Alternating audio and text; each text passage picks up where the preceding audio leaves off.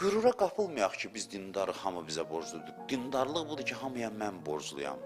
Hamıya mən borcluyam. Cəmaat bilirsiniz nə desin? Desin, bu hansı məclisə gedir, bu adam hara gedir, bu qonşumuz cavan oğlan.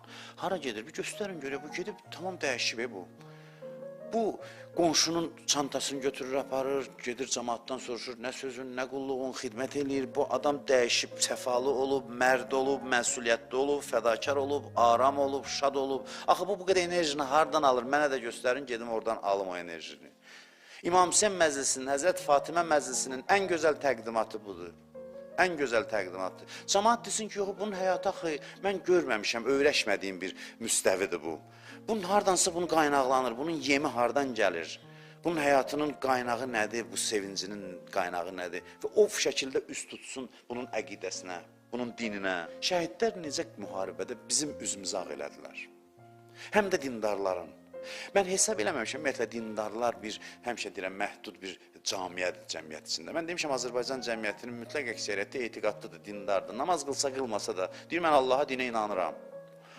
Amma bu məktəbin yetişdirdiyi insanlar gördünüz necə üzümüzü ağ elədilər. Bax, doğrudan da sübut elədilər ki, bu məclislər bihudə deyilmiş, boş deyilmiş.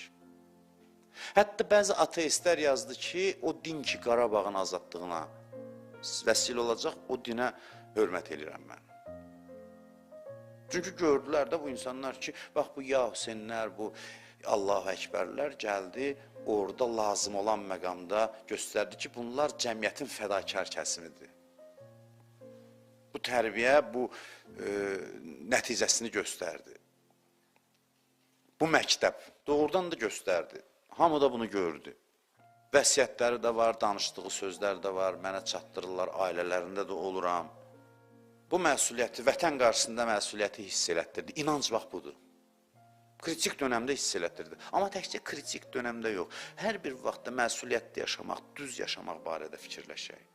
Balıq alıb əlində gedir bir nəfər.